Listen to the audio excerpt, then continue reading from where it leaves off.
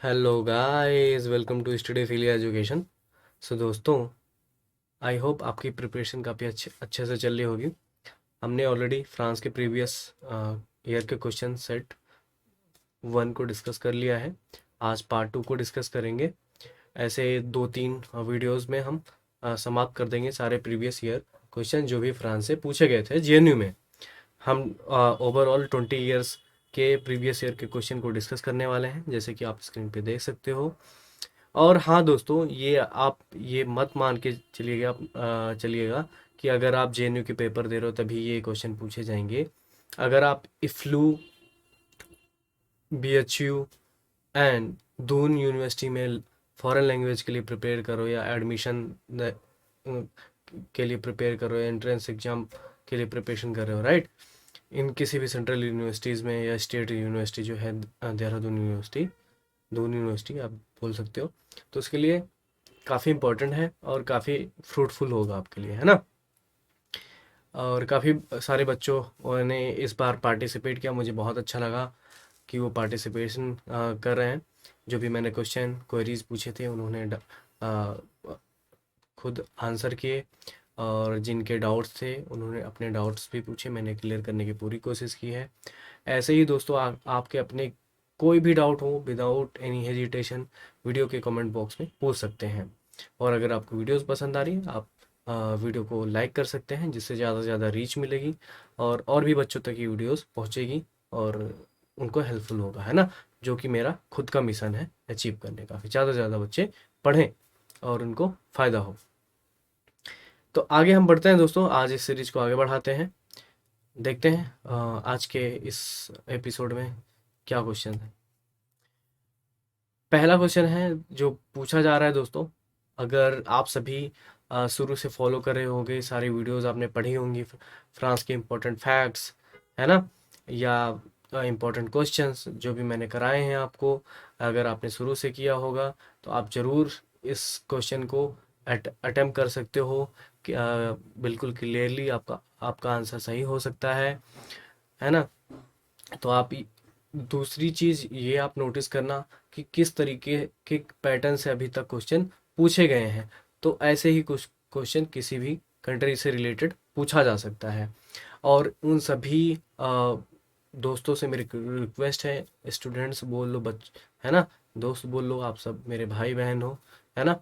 तो आप सभी से मेरी रिक्वेस्ट है कि अगर आप इस वीडियो को पहली बार देख रहे हैं तो इसके फ्रांस के प्लेलिस्ट में जाके आप शुरू से सारी वीडियोस को एक साथ देख सकते हो। एक दिन में मत देखिएगा, मैं रिकमेंड करूँगा, वन बाय वन आप देखो इसे, है ना।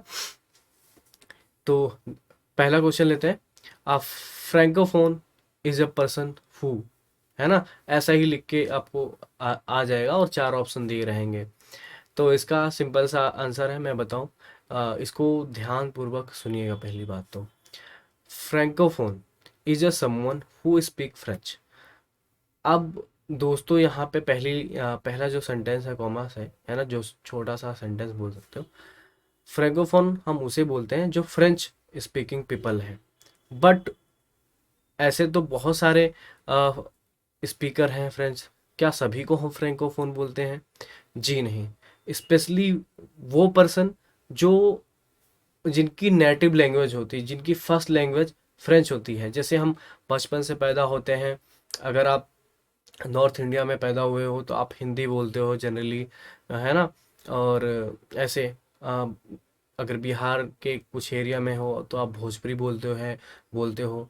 ऐसे ही अ, इ- इधर आप चले आओ, फैजाबाद, उत्तर प्रदेश के ईस्टर्न साइड में, तो इधर लोग अवधी का भी यूज करते हैं, भोजपुरी मिक्स ऐसे।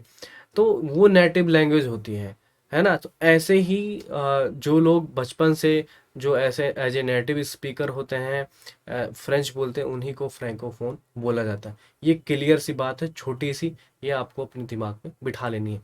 वो हर कोई पर्सन नहीं है जो फ्रेंच बोले वो फ्रैंकोफोन हो। वो पर्सन है जिसकी फर्स्ट लैंग्वेज फ्रेंच होती है, उसको हम फ्रैंकोफोन बोलते हैं, है ना। आगे एक दो इम्पोर्टेंट फैक्ट और मैं बताऊंगा, वो अगले स्लाइड में आपको मिलेगा। ये 2003 का क्वेश्चन है, इंपॉर्टेंट है, आप देख सकते हो इस तरीके के क्वेश्चन आ रहे हैं, है ना। अगला है, ये पूछा जा रहा है आपसे, ऐसे दे दिया जाएगा, और इस तरीके के पैटर्न के क्वेश्चन बहुत बनते हैं दोस्तों, सच बताऊं मैं, है ना। तो ऐसे ही मुझे याद है 2019 में एक तापस वर्ड दे दिया गया था और 4 ऑप्शन दिया गया था, और पूछा गया था तापस इज आ, जैसे यहाँ पे लिखा है लियोन इज आ, तो यहाँ पे ऑप्शन दे दिया फ्रेंच ब्रेड, वैसे उसमें स्नैक्स दे दिया था, है ना, और भी अलग अलग वर्ड, म्यूजिक फॉर्म दे दिया गया था। तो ऐसे ही यहाँ पे आपको ऑप्शन दिया, फ्रेंच ब्रेड है, या फ्रेंच चीज़ है, फ्रेंच रिवर है, या फ्रेंच सिटी। अगर सच में आप लोगों ने जियोग्राफी पढ़ी होगी दोस्तों, मेरी जियोग्राफी की वीडियो, हालांकि मैं सब में मैपिंग कराता हूँ आपको अच्छे से, है ना, तो आप तो कर ही लोगे अगर आपने किया होगा, और नहीं किया तो कोई घबराने की बात नहीं है। ऐसा मत सोचिएगा कि आप इस वीडियो को देख रहे हो आप लेट हो गए हो, आपकी प्रिपरेशन मजबूत हो सकती है एज कि जो बच्चे शुरू से भी पढ़ रहे हैं, बट आपको थोड़ा सा वक्त देना पड़ेगा, कंसंट्रेशन के साथ मेहनत करनी पड़ेगी। ये समझ लो, मेहनत को कोई कोई भी चीज़ बीट नहीं कर सकती, है ना। Hard work is hard work, no one can beat. यहाँ पे अगर आपको डायरेक्टली आंसर चाहिए तो मैं बताऊं, ये लियोन एक सिटी है जो कि फ्रांस में है, और एक रिवर है, इम्पोर्टेंट रिवर। मैं चाहूँगा आप सभी इस वीडियो को अभी पॉज करें और अटेम्प्ट करें कि ये जो शहर है वो कौन से रिवर पे सिचुएटेड है। हालांकि मैं अभी मैपिंग कराऊंगा तो उसमें मैं आपको दिखा दूंगा, एक बार अटेम्प्ट कर लीजिए। आई होप आप सभी ने इस क्वेश्चन को अटेम्प्ट कर लिया होगा कमेंट बॉक्स में, है ना। तो चलो मैं आपको मैप पे दिखाता हूँ ये शहर कहाँ है। पहले हम वर्ल्ड मैप देखते हैं, ये है वर्ल्ड मैप दोस्तों, है ना। हालांकि ग्लोब नहीं है तो मैं ग्लोब से नहीं दिखा रहा हूँ। ये है हमारा प्यारा भारत, हम इंडिया में हैं, जो भी स्टूडेंट इंडिया में किसी भी पार्ट में हो सकते हैं, तो ऐसे रिलेट करके हमें पढ़ना है। इस इंडिया के रेफरेंस में देखेंगे कहाँ पे है। आपको सभी कॉन्टिनेंट पता होने चाहिए, सारे ओशियंस पता होने चाहिए, है ना। जब मैं पढ़ा रहा हूँ तो मैं ये अज्यूम करूँगा आपको कॉन्टिनेंट्स के बारे में जानकारी है ऑलरेडी। तो हमारा जो इंडिया है साउथ एशिया में आता है ना। तो ये है इंडिया हमारा प्यारा भारत। हम यहाँ से वेस्ट की तरफ चलेंगे, नॉर्थ वेस्ट, तो क्रॉस करेंगे मिडिल ईस्ट को, यहाँ पे टर्की को क्रॉस करते हुए यूरोप में आ जाएंगे। आपको पता है यूरोप एक कॉन्टिनेंट है, तो यूरोप में है फ्रांस, है ना। और फ्रांस कहाँ लोकेट करता है आप देख लो, यहाँ पे है ये यूके, ग्रेट ग्रेट ब्रिटेन इसको बोलते हैं। और मैंने आपको बताया है जो ये नदर्न आयरलैंड को जोड़ दिया जाए ग्रेट ब्रिटेन में, तो ये बन जाता है यूनाइटेड किंगडम, है ना। तो यहाँ पे है इंग्लिश चैनल, ये है फ्रांस। इसके आपको मैंने अभी नेबरिंग कंट्रीज़ को भी याद कराया था जो बॉर्डर लगाती हैं फ्रांस के साथ, है ना। तो आप ज़रूर पहले की वीडियोस देखिए, उसमें क्लियर हो जाएगा।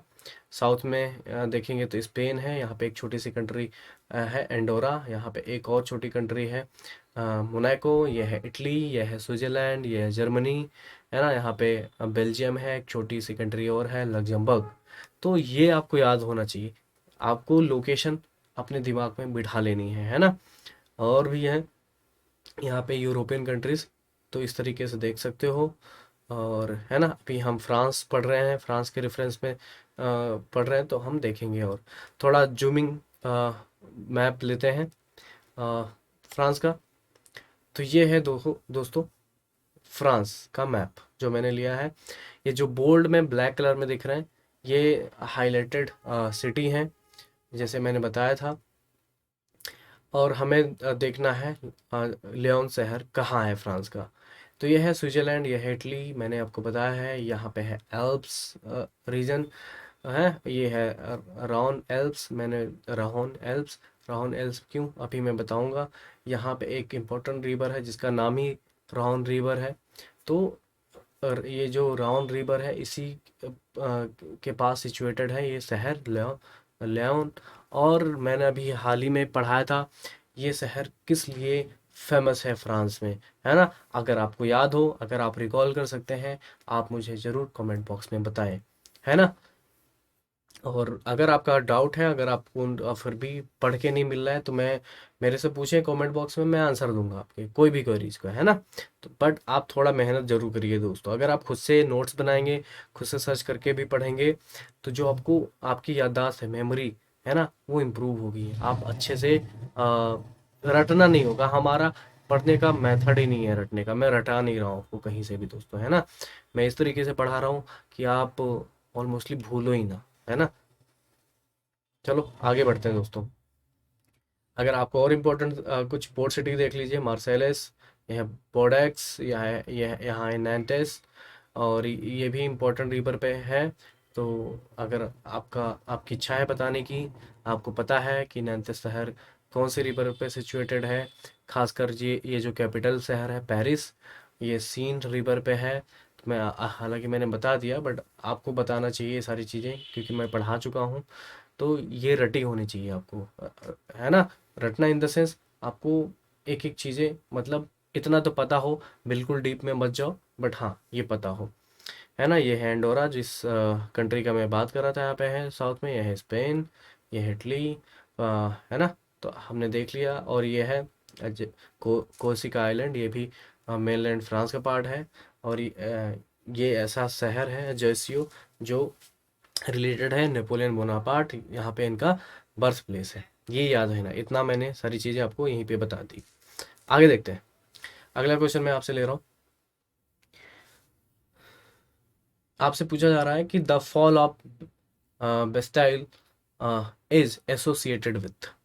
सो आप सभी ने फ्रेंच रेवोल्यूशन पढ़ा होगा, ये मैं मान के चल रहा हूँ। अगर आप इस वीडियो को देख रहे हो, अगर पहली बार देख रहे हो, तो मैंने फ्रेंच रेवोल्यूशन पे 4 से 5 वीडियो बनाई हैं और काफ़ी अच्छे से कवर किया है। उनको आप देख सकते हो, है ना, वन बाय वन। और आपको पूरा फ्रेंच रेवोल्यूशन पता चल जाएगा, है ना। और बहुत एक दो और मैंने रेवोल्यूशन कवर कराए हैं। फ्रेंच रेवोल्यूशन जुलाई 1830 का, और 1848 का भी, है ना। तो वो भी आप देख लीजिएगा। आप जो पूरी एक सीरीज में देखोगे ये वीडियोस को, क्योंकि सारे वीडियोस आपस में कनेक्टेड हैं, तो आप इजीली आंसर कर पाओ। अभी तक कोई सा भी ऐसा क्वेश्चन नहीं आया जो मैंने अभी पढ़ाया ना हो, इम्पोर्टेंट फैक्ट्स में या इम्पोर्टेंट क्वेश्चंस में, है ना। तो ये चीज़ देख सकते हो। अभी तो इम्पोर्टेंट फैक्ट से ही आप कवर कर लोगे, आंसर कर लोगे, अगर आपने पढ़ा हुआ है। ये 2004 का क्वेश्चन है। आपको बस पैटर्न समझते चलना है, अपने दिमाग में बिठाना है किस टाइप के क्वेश्चन आ रहे हैं, हिस्ट्री से, फ्रांस से, है ना, ऑथर से। तो ये सारी चीज़ें आप देखो। फ्रेंच रिवॉल्यूशन आपको पता है, जब बेस्टाइल फोर्ट पे स्टॉर्मिंग की गई थी, जुलाई 14 1789 का इवेंट है, जिसमें पर्शियन जो मॉब थे उन्होंने गेट्स, क्योंकि मैं आपको बताऊं, ये जो बेस्टाइल फोर्ट था, आपको पता है 7 ईयर्स ऑफ वॉर जो ब्रिटिश और फ्रांस के बीच में भी लड़ी जा रही थी, 100 ईयर्स ऑफ वॉर भी लड़े गए। तो ये एक तरीके से प्रोटेक्ट करता था ईस्टर्न साइड से फ्रांस को, पेरिस शहर में, है ना, पेरिस शहर को, ये बोल सकते हो।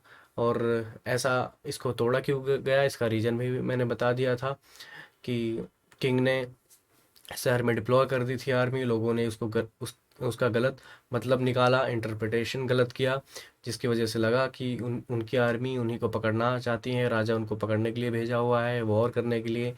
तो सर्च ऑफ एमिनेशन वो फोर्ट में चले जाते हैं, और एक सिंबल भी था, लोगों का गुस्सा था, है ना। मॉब आप सभी को पता है, जैसे मैंने एक एग्जांपल दिया था कि अगर आपकी पड़ोसी से लड़ाई हो और बगल में पड़ोसी की कार खड़ी हो महंगी, आप सबसे पहले कार तोड़ दोगे लड़ाई में, है ना, या भीड़ होगी कार तोड़ देगी। तो ऐसे ही होता है कि सिंबल था ये फोर्ट राजा का, तो उसको तोड़ा लोगों ने। और उसमें आप, अगर आपको पता है तो मुझे बताओ कितने कैदी थे। नहीं पता तो आप सर्च कीजिएगा, ये आपका होमवर्क था।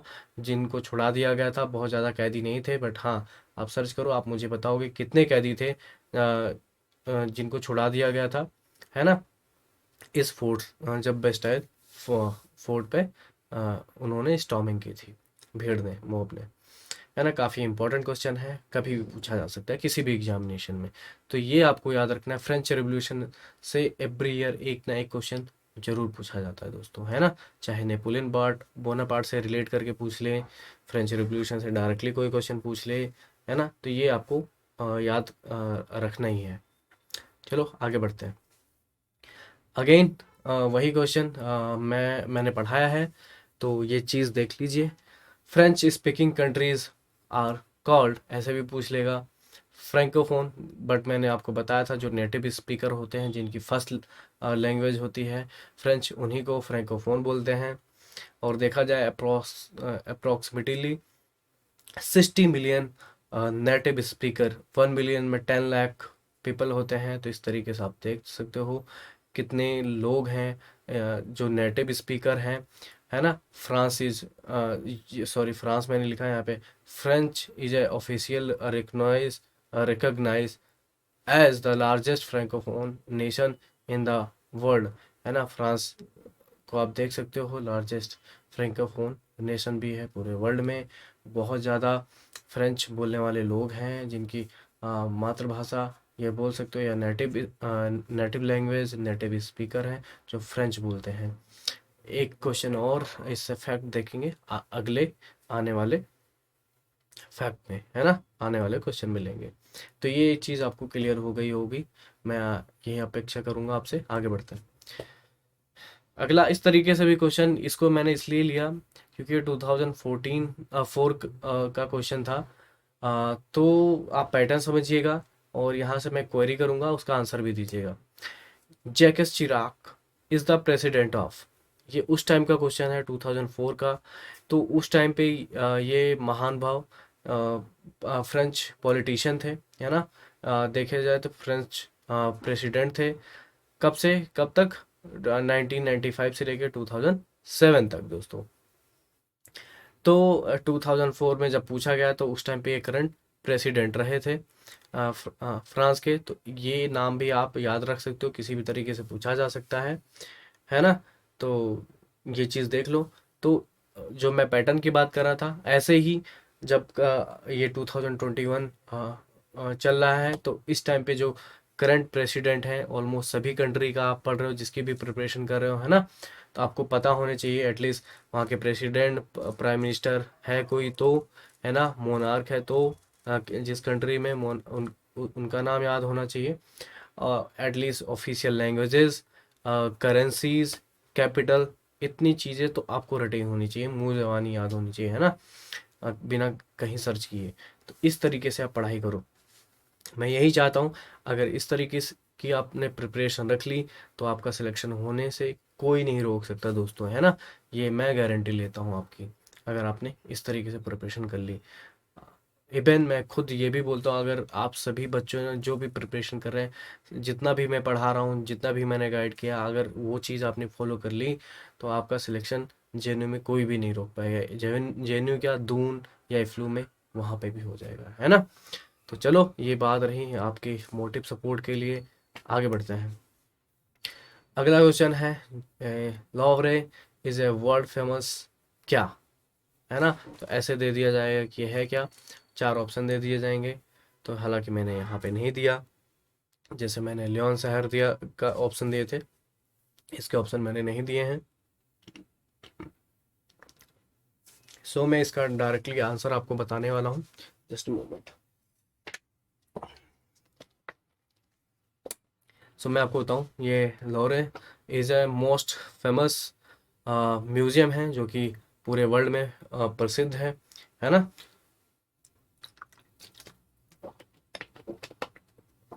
और ये कहाँ पे सिचुएटेड है, ये आप बताओगे। ये लॉवरे म्यूजियम फ्रांस में कहाँ पे है ना। सेकंड चीज, ये जो म्यूजियम है, ये म्यूजियम नहीं था पहले, ये एक रॉयल पैलेस था। फ्रेंच जो किंग्स थे उनका रॉयल पैलेस था। लोग जो किंग्स थे यहीं पे रहते थे। बट जब फ्रेंच रेवोल्यूशन हुआ, है ना, ड्यूरिंग फ्रेंच रेवोल्यूशन, लोरे ये जो म्यूजियम है इसको पब्लिकली म्यूजियम बना दिया गया, है ना। ये जो पैलेस था इसको पब्लिक म्यूजियम बना दिया गया। और ये चीज़ देख सकते हो, है ना। फ्रेंच रेवोल्यूशन के टाइम पे ही आपने पढ़ा होगा, लुई, जो मैंने पढ़ा भी था, लुई 16 थे। उन्होंने रिसाइड कर लिया था वर्साइल्स पैलेस। वो मैंने आपको दिखाया था कितना भव्य था, वर्साइल्स शहर में था, यहाँ पे रहते थे। और फ्रेंच रिवॉल्यूशन में बाद में फिर से इनको पेरिस से लाया गया था, है ना। तो ये इम्पोर्टेंट है। कोई भी अगर डाउट है इससे रिलेटेड भी आप मुझसे कमेंट सेक्शन में पूछ सकते हो। आई होप बट मैंने आपका ये जो क्वेश्चन है, आर्ट कल्चर, ये सारे क्वेश्चन आ रहे हैं, पैटर्न भी देखते चलिए, और मैं सारी चीज़ें कवर भी कर रहा हूँ और पढ़ा भी चुका हूँ।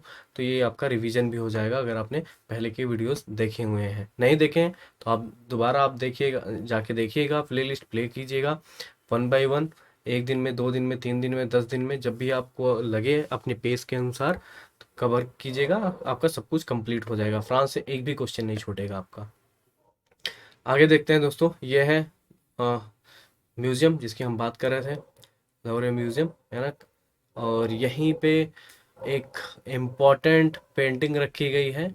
अगर किसी भी स्टूडेंट को पता है उस पेंटिंग का नाम जरूर लिखें, और उसके पेंटर का भी नाम लिखें साथ में, है ना।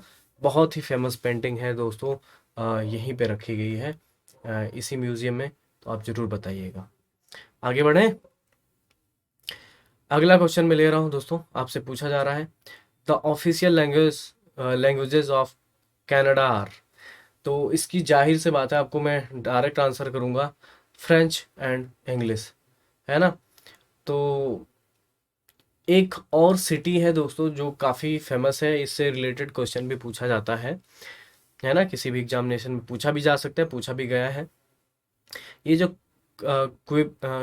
क्यूबेक प्रोविंस है या शहर है, या प्रोविंस ही है, शहर नहीं है ना। तो यहाँ पे ऑलमोस्टली सभी लोग फ्रेंच स्पीकिंग पीपल हैं, है ना। सोलली ऑफिशियल लैंग्वेज है फ्रेंच, है ना, क्यूबेक प्रोविंस में। और आज के टाइम में 81 ये परसेंट पीपल हैं क्यूबेक में जिनकी नेटिव लैंग्वेज क्या है, फ्रेंच है ना। और वो फ्रैंकोफोन है, जैसे कि अभी हमने पढ़ा था। यही मैं आपको बताना चाह रहा था, इम्पॉर्टेंट है। कनाडा से अगर कोई क्वेश्चन पूछा गया तो वो फ्रेंच लैंग्वेज के ऊपर पूछा जा सकता है, फ्रेंच से रिलेटेड है। ये जो क्यूबेक शहर है, सीधे आपको ऑप्शन में दे देगा कि कनाडा का वो कौन सा शहर है जहाँ पे ऑफिशियल लैंग्वेज फ्रेंच है ना, या कौन सा प्रोविंस है जहाँ पे ऑफिशियल लैंग्वेज फ्रेंच है। तो आपको ये राइट आंसर अगर आपको पता होगा तो आप कर लोगे।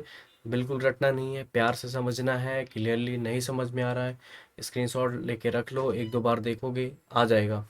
और ये जो क्यूबेक शहर है इसी प्रोविंस में, इसको फाउंड किया गया था 1608 में, और बाय सैमुअल दे चैपलिन ने, है ना। काफ़ी इंपॉर्टेंट है, आप मार्क कर सकते हो अपने अकॉर्डिंग।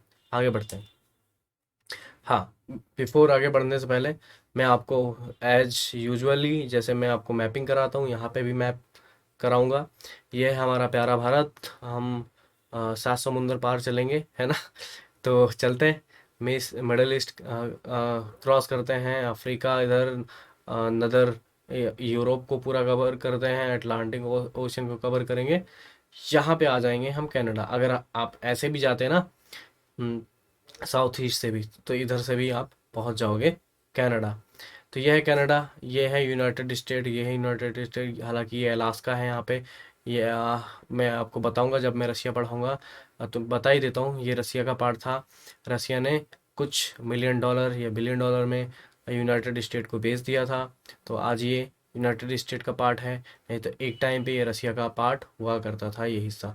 ये है कनाडा, ये नॉर्थ अमेरिकन कंट्री है ना, नॉर्थ अमेरिका में आता है। बाकी ये साउथ अमेरिका है।